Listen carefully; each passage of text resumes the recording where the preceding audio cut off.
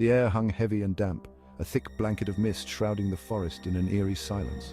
The night was still save for the occasional rustle of leaves and the distant hoot of an owl. The fog seemed almost alive, curling around the trees like ghostly fingers. John knelt, gnarled fingers tracing the inscription upon the crumbling well. The stone was cold and rough under his touch, the ancient symbols worn by time and weather. He could feel the weight of history pressing down on him, the whispers of the past echoing in his mind. A local legend, a tale whispered by the wind, spoke of a well that held secrets and promises. The wind howled through the trees, carrying with it the voices of those long gone, their stories entwined with the fate of the well. A treasure, vast and tempting, lay buried beneath the earth. It was said to be a fortune beyond imagination, hidden away in a dark, mysterious cave. The promise of wealth and prosperity was enough to lure many, but few had ever returned, guarded by the spirits of 3 women, bound to the well by a broken promise. Their ethereal forms drifted around the well, their sorrowful eyes watching over the treasure they could never claim. They were trapped, their souls tied to the well by a vow that had been shattered. He, John, held the key to their freedom.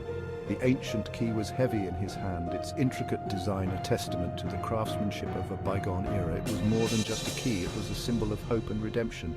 He could release them, he could claim the treasure. The map he held was old and faded, but it promised a path to untold riches. Yet the decision weighed heavily on him. Was he willing to pay the price? All he had to do was marry them.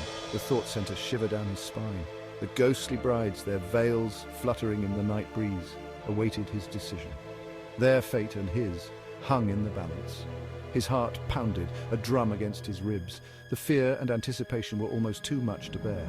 Every beat echoed the gravity of his choice, the weight of the lives depending on him. This treasure could change everything. It glinted in the darkness, a beacon of hope and possibility. The gold and jewels promised a future free from want and worry. His life, their lives, could be lifted from the clutches of poverty. The light of dawn began to break through the darkness, casting a hopeful glow on the scene.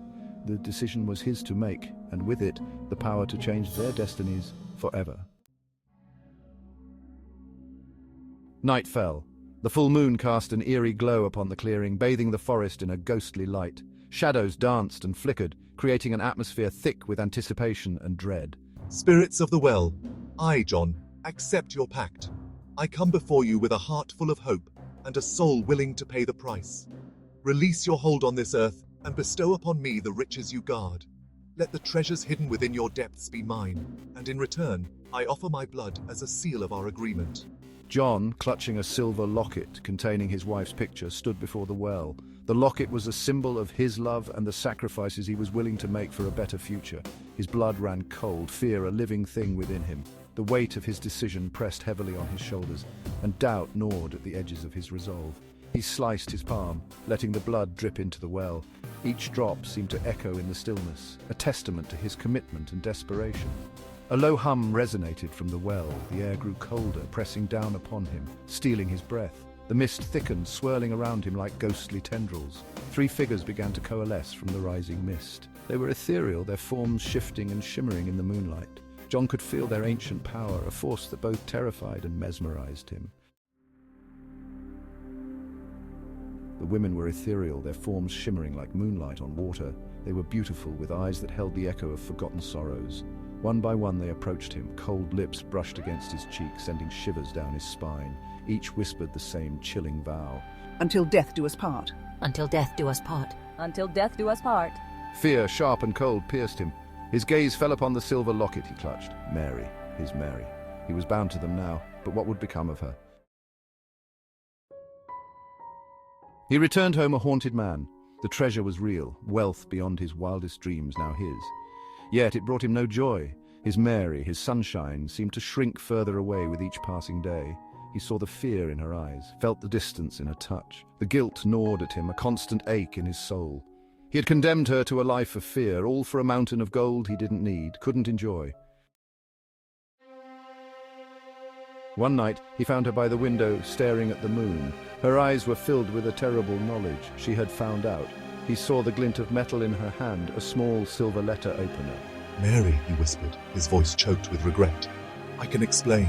Explain what, John? That you made a pact with the dead? That you condemned us both? He saw the flicker of terror in her eyes, the desperate need to survive. Her pupils dilated, reflecting the dim light, and he could almost hear her heart pounding in her chest. He lunged for her, his hand outstretched, fingers grasping at the air, but it was too late. The distance between them felt like an insurmountable chasm. The silver flashed in the moonlight, a deadly arc that seemed to slow time itself. The blade, cold and unforgiving, was a harbinger of the pain to come. A searing pain ripped through him, more intense than anything he had ever felt. It was as if his very soul was being torn apart, the agony radiating from the wound and consuming him. He collapsed, the world fading away around him. The dimly lit room seemed to close in, shadows dancing at the edges of his vision as his strength ebbed away. He saw tears streaming down Mary's face, heard her sobs, felt the warmth of her touch on his cheek. Her voice, choked with emotion, called his name, but it was distant like an echo from another world. Then, nothing. He was free from his pact, but at what cost? The relief was mingled with a deep, gnawing regret. The weight of his choices pressed down on him, leaving him hollow. The treasure, once so alluring, now mocked him from its hiding place. It was a symbol of his greed, a reminder of the promises he had broken and the lives he had shattered. He had sought to cheat death, but in the end it was life, love, that he had forfeited. The treasure was meaningless now, a hollow victory that left him more empty than before. And in the silence of his passing, he heard their whispers, the spectral brides, their voices laced with a chilling triumph. They had been waiting, watching, and now they claimed their due. Their whispers grew louder, a haunting chorus that would follow him into the beyond.